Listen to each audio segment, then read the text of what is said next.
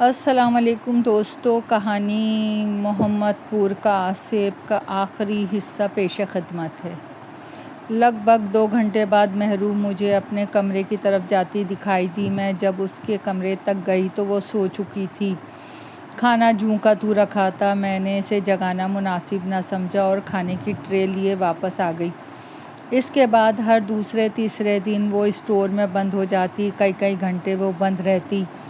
میں دستک دینے تک کی جسارت نہ کر پاتی۔ جتنی دیر وہ دروازہ بند رہتا، میں جلے پیر کی بلی کی مانند ادھر ودھر چکراتی پھرتی۔ کبھی جائے نماز بچھا کے سجدے میں گر پڑتی، کبھی تسبیح پھیرتی روتی رہتی۔ میری بے بسی انتہا پہ تھی۔ مجھے کچھ سمجھ نہیں آ رہا تھا کہ کس سے بات کروں، اپنا مسئلہ کس سے کہوں۔ بیٹی کے بدنام ہونے کا ڈر تھا اور ایک ماں کبھی نہیں چاہے گی کہ اس کی بیٹی کے متعلق کوئی اوٹ پٹانگ بات ہو۔ بہت سوچ بچار کے بعد میں اس نتیجے پہ پہنچی کہ اس سے پہلے کہ اس کا مرض لا علاج ہو جائے، میں اسے نفسیات کے ڈاکٹر کے پاس لے جانا چاہیے۔ جنات پہ یقین تو تھا، مگر مہرو کی سنائی کہانی پہ یقین نہیں آتا تھا۔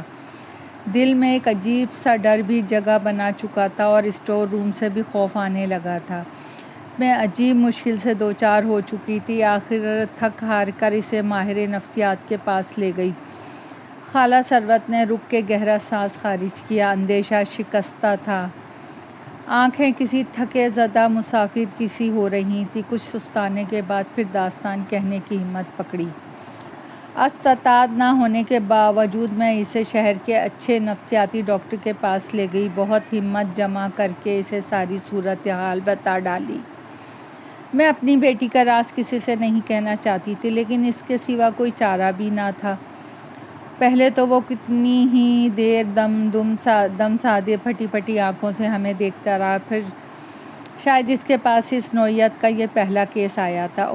معاملہ کافی گھمگیر لگ رہا ہے، لیکن آپ فکر مت کیجیے، اللہ بہتر کرے گا انشاءاللہ۔ یہ میں کچھ ادویات لکھ کے دے رہا ہوں، خیال رکھیے گا۔ باقاعدگی سے دینی ہے۔ میز پر جھکے وہ کچھ لکھتا رہا۔ تھوڑی دیر بعد سر اٹھایا، ادویات کے نام اور ان کا طریقہ کار سمجھا کر اس نے پرچہ میری طرف بڑھا دیا۔ میرا خیال تھا کہ وہ مہرو سے سوال جواب کرے گا، اسے سمجھائے گا، اور جو کچھ وہ دیکھ رہی ہے یہ اس کا وہم ہے، ابن سعید کا کوئی وجود نہیں۔ مگر یہاں ایسا کچھ نہ ہوا۔ مجھے خاصی مایوسی ہوئی۔ ایسا محسوس ہوا کہ میں نے پیسے ہی ضائع کیے ہیں۔ یہاں آ کر میں ادویات لے کے گھر آ گئی، اور ادویات بھی کافی مہنگی تھیں۔ ادویات باقاعدگی سے دینے کے باوجود مہرو کی حالت ہنزو ویسے ہی رہی، بلکہ اب تو اس کی ابن سعد سے ملاقات کا سلسلہ روزانہ شروع ہو چکا تھا۔ وہ ہر روز 2-3 گھنٹے اسٹور میں گزارنے لگی۔ میں اسے روکنے کی صحیح کرتی تو میری عجیب حالت ہو جاتی۔ کوئی پراسرار سا خوف گھیر لیتا، جسم میں بخار کسی کیفیت پیدا ہوتی اور غنودگی چھانے لگتی۔ ایک پریشانی مزید پیدا ہو گئی۔ اس کی جسامت میں تو کوئی فرق نہیں آیا، مگر چال میں خاصا بدلاؤ پیدا ہو گیا۔ وہ کمر پہ ہاتھ رکھے دھیرے دھیرے قدم اٹھاتی، جیسے سچ مچ امید سے ہو۔ ڈاکٹر نے 15 دن کے بعد آنے کو کہا تھا۔ میں 12 دن بعد ہی اس کے سامنے بیٹھی تھی اور روتے ہوئے اسے نئی مشکل سے آگاہ کر رہی تھی۔ یہ کیس اس کی سمجھ سے بالا تر رہا تھا۔ کیس خاصا پیچیدہ ہے۔ مریضہ کا مرض خطرناک حد تک بڑھ چکا ہے۔ لگتا ہے آپ کی بیٹی خوفناک کہانیاں پڑھنے اور ڈراؤنی فلمیں ڈرامے دیکھنے کی شوقین ہے۔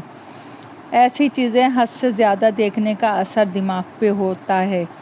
اکثر حالات میں حد سے تجاوز دماغی خلیوں کو متاثر کر جاتی ہے۔ ڈاکٹر نے اپنے اس مرض کا سبب بیان کیا۔ جہاں تک مجھے یاد ہے مہرو نے ایسا کوئی ڈرامہ فلم کبھی نہ دیکھا۔ وہ مطالعے کا شوق رکھتی ہے۔ میں نے یہ بات ڈاکٹر کے گوشے گزار کی تو وہ مزید الجھن میں پڑ گیا۔ مہرونیسا کو اسپتال میں داخل کروانا پڑے گا۔ وہ علاج اپنی نگرانی میں کرنے کا ارادہ رکھتا تھا۔ میں نے فوراً حامی بھر لی۔ مہرو کو اسپتال منتقل کر دیا گیا۔ میں بھی اس کے ساتھ وہیں رہنے لگی۔ اماں، میں بالکل ٹھیک ہوں، مجھے کچھ نہیں ہوا ہے۔ کیوں ہر وقت میرے لیے پریشان رہتی ہو؟ خدا کے واسطے گھر واپس چلو، ابن سعید روزانہ آتا ہوگا اور مجھے نہ پا کے کتنا پریشان ہوتا ہوگا۔ اماں گھر واپس چلو۔ تیسرے دن وہ میرے آگے ہاتھ جوڑ بلک رہی تھی۔ مجھے اس کی یہ حالت دیکھی نہیں جا رہی تھی، لیکن میں نے دل کڑا کر کے اسے ڈانٹ دیا۔ وہ منتیں کرتی رہی، میں نظر انداز کرتی رہی۔ ایک رات وہ اسپتال سے جانے کے لیے فرار ہو گئی۔ میں وضو کرنے گئی کہ اس کے پاس بیٹھ کر قرآنی آیات پڑھی جائے۔ واپسی پر اسے اپنے بستر پہ نہ پا کے میں پریشان ہو گئی۔ آس پاس سبھی سے پوچھا، سب نے لا علمی کا اظہار کیا۔ میں بدحواسی کے عالم میں گھر کی طرف بھاگی۔ یقین محکم تھا کہ وہ گھر ہی میں گئی ہے۔ گھر میں داخل ہوئی تو اگربتی کی تیز بو میرے نتنوں سے ٹکرائی، جانے کیوں میں خوفزدہ سی ہو گئی۔ میں نے تمہاری خالہ سے اس خوشبو کا سبب پوچھا تو انہوں نے اس خوشبو کے متعلق لا علمی کا اظہار کیا۔ اپنے پوشن میں جا کے محسوس کیا تو اندازہ ہوا کہ خوشبو اسٹور روم سے آ رہی ہے۔ دروازہ مقفل تھا، مہرو یقیناً اندر تھی۔ میرے ٹھنڈے پسینے چھوٹ پڑے، میں گرنے کے سے انداز میں کرسی پہ ڈھہ گئی۔ نگاہیں اسٹور کے دروازے پہ جمی ہوئی تھی۔ 2 گھنٹے بعد دروازہ کھلا، مہرو کا چہرہ دکھائی دیا۔ وہ چھوٹے چھوٹے قدم اٹھاتی میرے قریب چلی آئی۔ میں اب غصیلی نگاہوں سے گھور رہی تھی۔ وہ میرے غصے کو نظر انداز کرتی مسکرائی۔ کھانا لاؤں؟ اس نے میرے شانے پہ ہاتھ رکھتے ہوئے پوچھا۔ کھانا کہاں سے آیا؟ کس نے بنایا؟ میں پوچھنا چاہتی تھی مگر زبان اس وقت ساتھ دینے سے انکاری تھی، سو صرف سر ہی اسباب میں ہلا سکی۔ اس نے کچن کے بجائے اسٹور کا رخ کیا۔ میں پھٹی پھٹی نگاہوں سے اسے دیکھے جا رہی تھی۔ وہ ٹرے تھامے اسٹور سے نکلی، چہرے پہ بلا کا سکون تھا۔ کھانے کی ٹرے میرے سامنے رکھ کر وہ بھی میرے قریب بیٹھ گئی۔ میں مارے حیرت کہ کبھی اس کا منہ تکتی، کبھی ٹرے کی طرف دیکھتی جس میں کئی طرح کے کھانے موجود تھے۔ کھاؤ نا، مہرو النساء نے آنکھ کے اشارے سے کہا۔ آپ کا داماد لایا ہے، کھا لیجیے۔ اس کے چہرے پہ مبہم سی مسکراہٹ رینگ رہی تھی۔ میں انکار کر دینا چاہتی تھی مگر کسی پراسرار طاقت کے زیر اثر میرا ہاتھ ٹرے کی طرف بڑھ گیا۔ کھانا بہت لذیذ تھا۔ پہلے کبھی ایسا کھانا نہیں کھایا تھا، نہ چاہتے ہوئے بھی خوب سیر ہو کے کھانا کھایا۔ مجھے رغبت سے کھانا کھاتے دیکھ کر وہ اپنے کمرے میں چلی گئی۔ اس کے بعد میں چاہ کر بھی مہرو کو دوبارہ اسپتال لے کر نہ جا سکی۔ خود ان دنوں بہت بے بس محسوس کر رہی تھی۔ بیٹی کی حالت آٹھ آنسو رلا رہی تھی۔ ایک دن میرے پاس آئی، لاڈ سے میرے قریب بیٹھ کے سر میرے شانے پہ رکھ دیا۔ اماں ایک بات کہوں، مانو گی؟ میں بغیر کوئی جواب دیے بس اسے گھورے جا رہی تھی۔ میرے جواب کا انتظار کیے بغیر ہی اس نے اپنی بات جاری رکھی۔ اماں تمہارے داماد کو یہاں آنے میں مشکل ہوتی ہے۔ اس نے گھر بدلنے کو کہا ہے، کمزور سے لہجے میں مدعا بیان کیا۔ پاگل ہو گئی ہو کیا؟ بند کرو اپنی بکواس، فضول حرکتیں۔ کوئی داماد نہیں ہے میرا، خبردار جو میرے سامنے داماد نامہ دہرایا تو۔ میں ایک دم آگ بگولا ہو گئی۔ وہ ایک دم منت سماجت پہ اتر آئی، میرے برابر سے اٹھ کے میرے قدموں میں بیٹھ گئی۔ اس کا رونا بلکنا مجھ سے دیکھا نہیں جا رہا تھا، دل تڑپ ہی اٹھا تھا۔ دیکھ مہرو، ضد چھوڑ دے، میرے پاس اتنے پیسے نہیں کہ کوئی دوسرا گھر دیکھ سکوں، اتنے کرائے میں ایک کمرہ بھی نہیں ملے گا۔ میں نرم پڑ کے اسے اپنی مجبوری سمجھانے کی کوشش کرنے لگی۔ پیسے میرے پاس ہیں، پیسوں کی فکر نہ کرو، بس گھر بدل ڈالو۔ وہ اندر اپنے کمرے میں گئی اور ڈھیروں سارا پیسہ لا کے میری جھولی میں ڈال دیے۔ اسی لمحے مجھے لگا کہ میرا دل بند ہو جائے گا۔ اتنے پیسے مہرو کے پاس کہاں سے آ سکتے تھے؟ کہیں سچ مچ تو نہیں جن زادے سے اسے ملنے آتا تھا؟ میرا دماغ معاف ہونے لگا۔ میں نے بہت مشکل سے خود کو سنبھالا، اس کی ضد کے آگے ہار گئی۔ مجھے گھر بدلنا پڑا، بہت پیاری بہنوں جیسی سہیلی کا گھر چھوڑ کے اجنبی لوگوں میں آنا پڑا۔ مہرو ابن سعید کو وہاں اس گھر میں آنے میں مشکل کیوں پیش آتی تھی؟ ایک دن میں نے اپنے دماغ میں کلبلاتا سوال پوچھ ہی ڈالا۔ نیچے والی خالہ ہر وقت قرآن پاک کی ریکارڈنگ جو سنتی رہتی تھیں، اسی انکشاف نے میرے بدن سے رہی سہی جان بھی نکال دی۔ کیا ابن سعید مسلمان نہیں ہے؟ اس سے قرآن سے کوفت ہوتی ہے کیا؟ وہ شیطانی جن ہے؟ دماغ میں نئے سوالات جنم لے کر میری بے چینی کو ہوا دینے لگے۔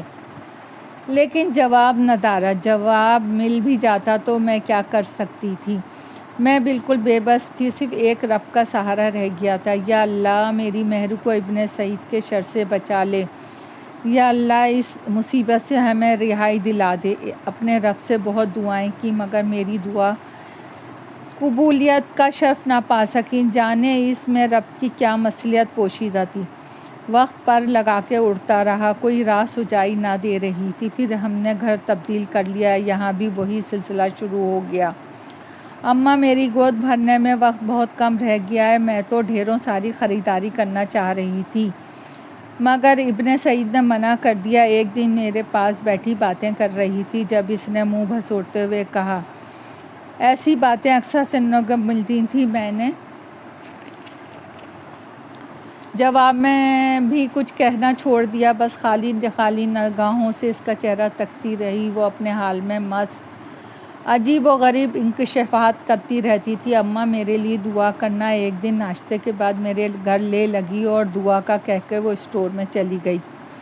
میں آوازیں ہی دیتی رہ گئی، وہ اسٹور میں بند ہو گئی۔ میں اضطرابی کیفیت سے دو چار اندر باہر پھرنے لگی۔ دروازے کے قریب جانے کے خیال ہی سے دل کانپ اٹھ سا جاتا تھا۔ صبح سے شام ہو گئی، وہ باہر نہیں نکلی۔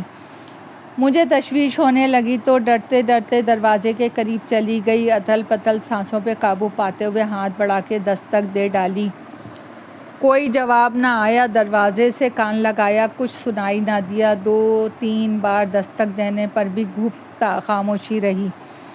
میرا دل کانپ رہا تھا۔ دباؤ ڈالنے پہ دروازہ خود بخود کھل گیا۔ اندر اندھیرا تھا۔ میں نے ہمت جمع کر کے اندھیرے میں سوئچ بورڈ پہ ہاتھ مارا تو کمرہ روشن ہو گیا۔ دیوار کے ساتھ بچھی چارپائی پہ مہرو بے سود پڑی تھی۔ مہرو میری بچی، کیا ہوا؟ آنکھیں کھولو۔ میں نے تیزی سے آگے بڑھی اور مارے گھبراہٹ کے اس کا چہرہ زور زور سے تھپتھپانے لگی۔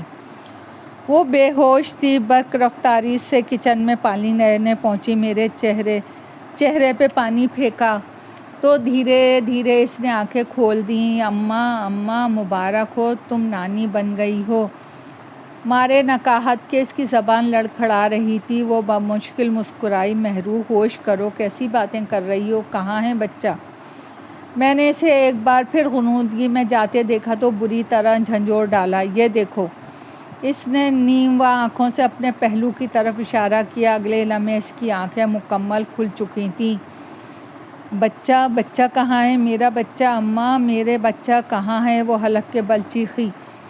اماں خدا کے واسطے اسے کوئی نقصان مت پہنچانا۔ اماں تمہیں میری قسم، میرا بچہ مجھے واپس کر دو۔ اگلے ثانیے وہ میرے آگے ہاتھ جوڑے بلک رہی تھی۔ میں نے اس کا ہاتھ تھام کے لبوں سے لگا لیا۔ اس کی پیشانی دیوانہ وار چومنے لگی۔ میری سمجھ میں نہیں آ رہا تھا کہ یہ سب کیا ہو رہا ہے۔ ایسے حالات میں کیا کرنا چاہیے، اسے کیسے سنبھالا جائے۔ میں بس روئے جا رہی تھی، اپنی بچی کی ابتر ہوتی حالت پر، اپنی لاچاری پہ۔ وہ روتے روتے حواس کھو بیٹھی۔ میں ساری رات اس کے سرہانے بیٹھی، رو رو کے رب سے رحم کی بھیک مانگتی رہی مگر جانے رحیم و کریم کو ہم پر ترس کیوں نہیں آیا۔ اسے بہت مشکل سے یقین دلایا کہ میں نے اس کے بچے کو نہیں چھپایا۔ پہلے تو مہرو سمجھی کہ ابن سعید اپنے گھر والوں کو دکھانے کے لیے گیا ہے، لیکن جب وہ واپس نہیں آیا تو مہرو روتی رہی۔ ابن سعید اس کا بچہ دھوکے سے لے گیا ہے۔ میری مہرو اپنے بچے کے غم میں چند دنوں میں ہی دنیا سے منہ موڑ گئی۔ آخری دنوں میں اس کا رونا بلکنا، اس کی آہوزاری دیکھی نہ جاتی تھی۔ دل پھٹ جاتا تھا، کلیجہ منہ کو آتا تھا۔ میں اپنی بچے کے لیے کچھ نہ کر سکی۔ خالہ ثروت مہرو کی بربادی کی داستان بیان کر کے خاموش ہو چکی تھیں۔ آنکھیں خلا میں جانے کیا تلاش کر رہی تھیں۔ آنسو تواتر سے بہہ رہے تھے۔ انہوں نے صاف کرنے کی زحمت نہیں کی۔ میری ہچکیاں بن چکی تھی۔ چہرہ آنسوؤں سے تر تھا، جسم بے جان ہو رہا تھا۔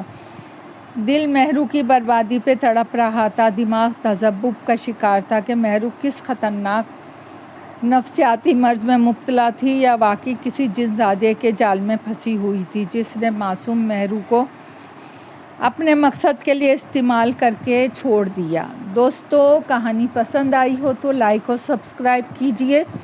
آپ کی دعاؤں کی طلبگار۔